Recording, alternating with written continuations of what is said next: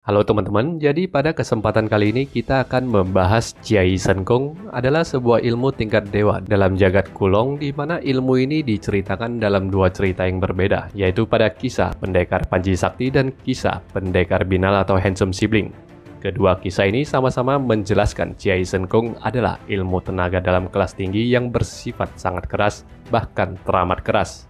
Sebelum kita mulai ke pembahasannya, jangan lupa untuk mensubscribe Usia Library agar teman-teman tidak ketinggalan dengan konten-konten usia kami yang lainnya. Dan juga subscribe dari Anda pastinya adalah support yang sangat berharga bagi kami. Jadi mari aja langsung kita mulai.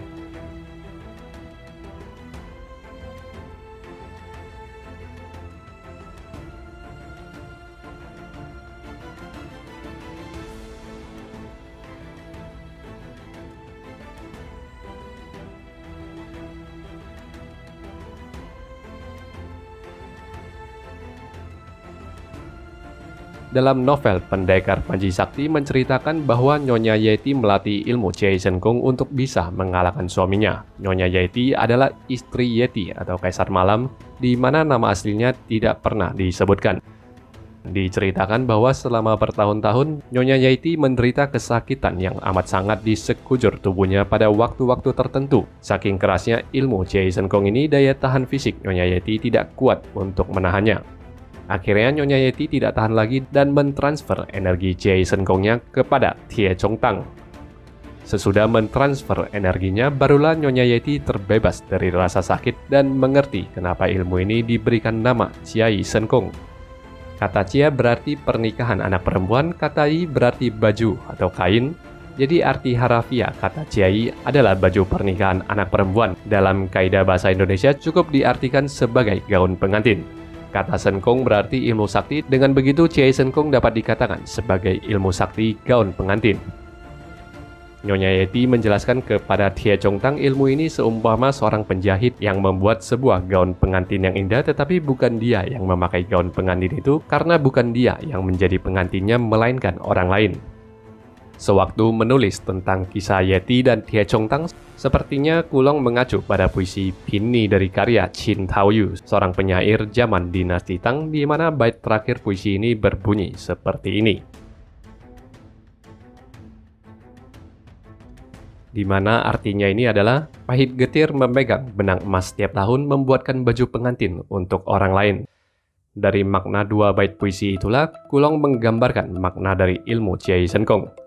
Nyonya Yeti yang susah payah melatih Jiai Shen Gong diibaratkan sebagai si penjahit yang membuatkan baju pengantin yang indah. Tie Chong Tang yang menerima transfer energi diibaratkan sebagai pengantin yang mengenakan gaun indah itu.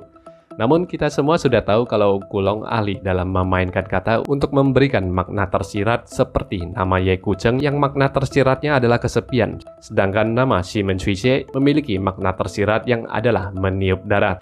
Tentu saja makna kata Jiai ini tidak seperti yang digambarkan dalam puisi itu saja, tetapi masih memiliki makna lain. Makna kedua ini dijelaskan melalui kisah Yan Nantien dalam novel Pendekar Binal yang menceritakan sampai dengan masa Yan Nantien, di mana ada olok-olok persilatan yang mengatakan jika ingin membuat seseorang menderita, maka ajarilah dia Jiai Shen Gong. Jelas, kalangan persilatan sampai era Yan Nantien menganggap Jiai Shen Gong hanyalah ilmu yang menyiksa diri dan hanya orang gila yang mau melatih Jiai Shen Gong. Yan Nantien tentu saja tidak gila, tetapi dia cukup cerdas untuk memahami pasti ada rahasia tersembunyi agar bisa melatih ilmu ini tanpa harus didera oleh rasa sakit. Maka itu Yan Nantien menjadi orang pertama yang setelah sekian generasi yang mau melatih ilmu itu. Tetapi setelah sekian lama berlatih pun Yan Nantien masih belum menemukan rahasianya. Ironisnya, Yan Nantien menemukan rahasia terbesar dari ilmu itu secara tidak sengaja. Ketika Jiai Shen Gong-nya sudah terlatih sampai 60 hingga 70%, Yan Nantien menerjang ke lembah penjahat sendirian. Di sana dia terjebak siasat lawan dan dianiaya habis-habisan oleh 6 tokoh lembah penjahat. Diceritakan bahwa seluruh tubuh Yan Nantien rusak parah, kesadarannya hilang dan ilmu silatnya musnah.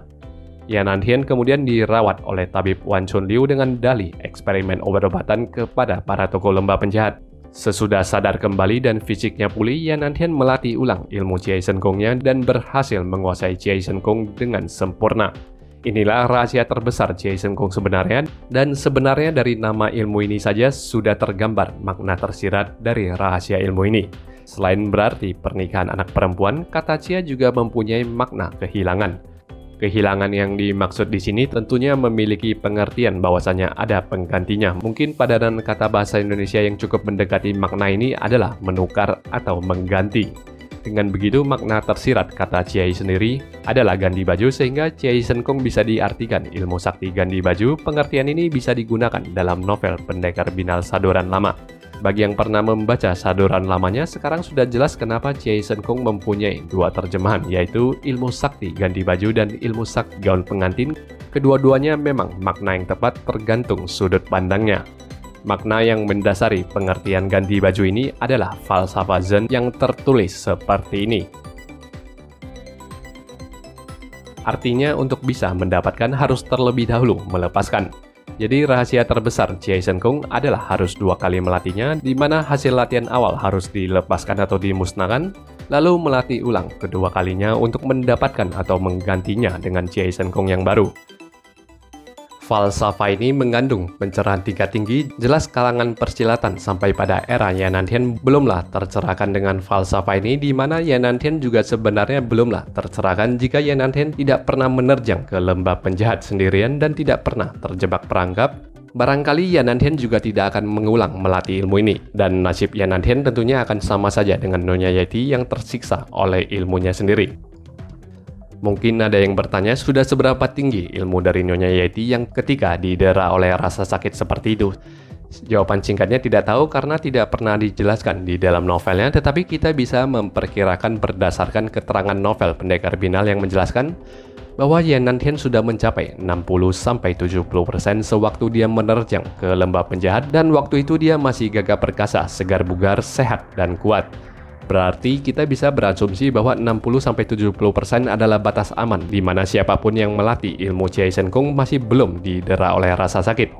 Jadi kita bisa menganggap latihan Nyonya Yeti sudah mencapai 70 hingga 80%. Hasil latihan Nyonya Yeti kemudian ditransfer kepada Tie Chong Tang, tetapi transfer energi tidak seperti infus yang menggunakan selang dan jarum, mungkin malah lebih mirip pindah buku antar rekening yang terkena biaya potongan administrasi. Dengan memperhitungkan faktor penyusutan energi, kemungkinan terbesar Tie Chong Tang hanya menerima sekitar 60 hingga 70% saja. Malah ada forum luar yang ikut memperhitungkan banyak hal lainnya, sehingga memperkirakan Tie Chong Tang hanya mendapat 50 hingga 60% saja. Namun umumnya sudah disepakati bahwa yang diterima oleh Tie Chong Tang adalah 60%. Yanantian adalah satu-satunya orang yang mendapatkan 100% tanpa potongan apapun. Sekarang tentunya banyak dari kita yang bertanya-tanya, sehebat apa sih Ciai Sen Kong ini sampai harus 2 kali melatihnya? Dilihat dari kisah Yanantian, kita bisa mengerti bahwa Ciai Sen Kong didasarkan pada prinsip lahir baru seperti pohon yang menggugurkan daun lamanya dan menumbuhkan daun-daun yang baru. Tetapi karena Ciai Sen Kong menggunakan kata yi atau pakaian dan bukan menggunakan kata su atau pohon, kita tidak perlu membandingkannya dengan pohon, cukup dengan menggunakan analogi pakaian. Kita sudah tahu kalau kata Ciai juga berarti gaun pengantin, di mana gaun pengantin pastinya dikenakan oleh seorang pengantin. Kita juga sudah tahu kisah sedih seorang penjahit yang membuatkan gaun pengantin untuk orang lain. Jadi sekarang pertanyaannya, bisakah si penjahit membuat gaun pengantin untuk dirinya sendiri? Jawabannya tentu bisa, tetapi dia harus melepaskan pakaian lamanya untuk bisa mengenakan gaun pengantin buatannya sendiri. Dia harus lebih dahulu kehilangan pakaian lama kesayangannya, tetapi kehilangan pakaian lama ini memberi ganti gaun pengantin yang indah. Untuk mencapai tingkat tertinggi ilmu Ciai Sen Kong, harus terlebih dahulu melepaskan latihan lama, harus memusnahkan dasar-dasar yang sudah dipelajari, harus mengulang proses latihan dari awal, tetapi sebagai ganti dari kehilangan itu akan mendapatkan 3 hal yang akan kita telusuri satu persatu. Yang pertama disebut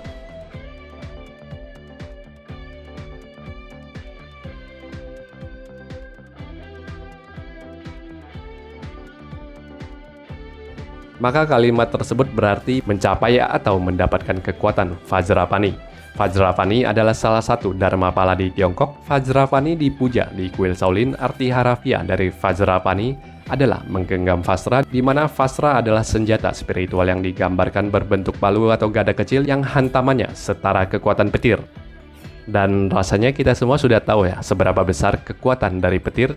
Dan kalau kita mengandaikan listrik yang adalah petir dalam skala kecil saja, bagi yang sudah pernah kesetrum listrik, pastinya bisa membayangkan seperti apa rasanya, apalagi kalau sampai kesetrum petir. Nah, kalau kita mau iseng-iseng menghitung, bahwasanya petir juga memiliki kekuatan setara dengan 10 miliar joule energi. Karena 1 joule kurang lebih setara 1 kilogram, berarti hantaman petir rasanya sama seperti tertimpa benda seberat 10 miliar kilogram. Dan itu sama saja dengan tertimpa 100 juta sepeda motor sekaligus. Nah, sekarang kita semua sudah tahu sebesar apa kekuatan Vasra ini, dan semua ini diperkuat dengan cerita ketika Yan Nantien memotong sebilah pedang berkualitas tinggi dengan sebilah pedang rombengan. Kemudian dia mengatakan kepada seorang pesilat kelas 2 bahwa pedang ini kelihatannya saja rombeng, padahal sesungguhnya adalah pedang pusaka yang tak ternilai harganya. Lalu Yan Nantien pun menjual pedang rombengan itu ke pesilat kedua. Dan ketika peristiwa ini terjadi, Cie Shen Kongnya milik Yan Nantien belumlah sempurna. Hal kedua yang bisa didapatkan dari ilmu ini adalah Pu Po Mingwang, di mana arti harafiah dari kata Mingwang adalah raja terang, tetapi dalam konteks Cie Shen Kong yang berlandaskan filosofi Zen atau Buddhism, Mingwang berarti bodhisattva atau orang-orang yang sudah tercerahkan. Bodhisattva paling utama dalam struktur Buddhisme adalah Acala atau Acalanata atau Arya Calanata. Salah satu sebutan atau gelar untuk Acalanata adalah Acala Vidya Raja, yang berarti bodhisattva tidak bergerak atau Putong Mingwang dalam Putonghwanya, di mana Putong ini dapat diartikan sebagai tidak bergerak. Acalanata dikisahkan mampu menyingkirkan semua halangan dan rintangan tanpa perlu bergerak. Tetapi penjelasan Cie Shen Kong tidak menggunakan kata Putong, melainkan menggunakan kata Pu Po. Pu Po ini mempunyai 3 arti, yaitu tak tergoyahkan, atau tak terhancurkan, atau tak terpisahkan. Jika kita menelusuri ke deskripsi novel Pendekar Binal yang menyebut bahwa Yan Nantien sudah melebur satu dengan Cie Shen Kongnya, maka arti tak terpisahkan cukup cocok untuk digunakan. Bila Vajrapani sering digambarkan berwajah garang berdiri di dekat Buddha dengan tangan kanan yang menggenggam Vasra terangkat ke atas seakan siap menghantam siapapun atau apapun yang mengganggu Buddha, maka Acalanata selalu ditampilkan dalam wujud menakutkan, melambangkan semua kekuatan jahat akan gentar dan menyingkir sendiri jika melihatnya. Terlepas dari posisi tubuhnya, apakah berlutut, bersila, ataupun berdiri, tangan kanan Acalanata selalu digambarkan memegang sebilah pedang yang teracung ke atas. Pedang Acalanata disebut Chin Kang Chien atau pedang Vasra. Berdasarkan penampilan Acalanata inilah kita boleh menerima bahwa Pu Po Mingwang memang bisa diartikan melebur atau tak terpisahkan dengan Acalanata. Siapapun yang menguasai Cie Shen Kong dengan sempurna seakan-akan dia adalah Acalanata itu sendiri. Benda apapun yang dipegangnya seolah adalah pedang Vasra milik Acalanata. Pada tingkatan ini, seseorang mampu menyingkirkan lawan tanpa harus bergerak. Wibawa dan daya tahan yang dipancarkannya saja sudah cukup untuk menakutkan lawan, membuat mereka menghalau diri mereka sendiri. Poin yang ketiga adalah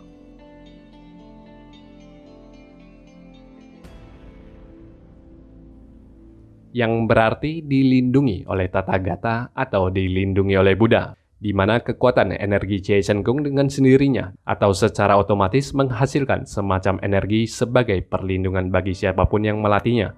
Pada tingkatan sempurna tersirat digambarkan perisai dari Cie Shen Kong ini tidak dapat ditembus karena diibaratkan seperti dilindungi oleh Tathagata atau dilindungi oleh Buddha itu sendiri.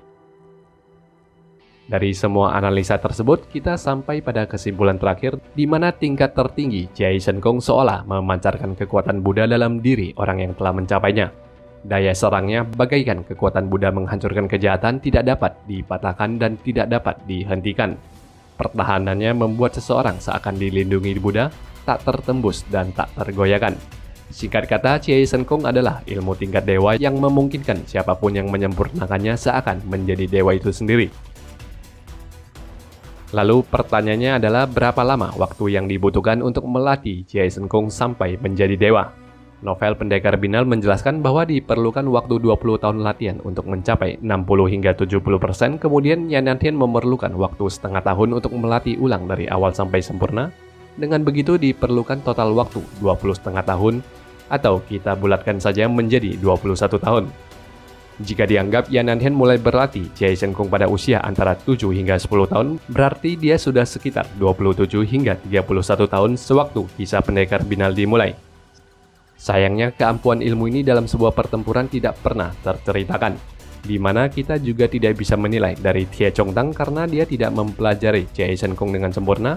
Ingat loh, Tie Chong Tang hanya menguasai 60 hingga 70%, sedangkan Nyonya Yeti di 70-80%, dan hanya Yan Nanhen satu-satunya orang yang bisa menguasainya sampai 100%. Artinya jelas kalau Yan Nanhen seseorang yang memiliki kualitas untuk mendemonstrasikan kekuatan Jia Shen Kung seutuhnya. Sayangnya pertempuran antara Yan Nanhen versus lawan seimbangnya Yao Ye Kongcu dari Istana Yihua tidaklah pernah terjadi. Artinya kekuatan tertinggi Jia Shen Kung hanya sebatas perkiraan saja, dan sayang seribu sayang yang terakhir adalah ilmu sehebat ini menghilang begitu saja sama seperti Yan Nanhen di akhir cerita Pendekar Binal. Diceritakan, Yan Nanhen berdiri sendirian di puncak gunung berdiam diri memandang ke bawah, kemudian ia pun menghilang bersama angin dalam dekapan kabut remang. Segitu saja pembahasan pada video kali ini teman-teman. Kalau misal ada yang kurang bisa ditambahkan di kolom komentar. Jangan lupa untuk like video ini kalau teman-teman suka, dislike kalau tidak. Terima kasih sudah menonton video ini sampai selesai. Sampai berjumpa kembali di video pembahasan wuxia yang lainnya.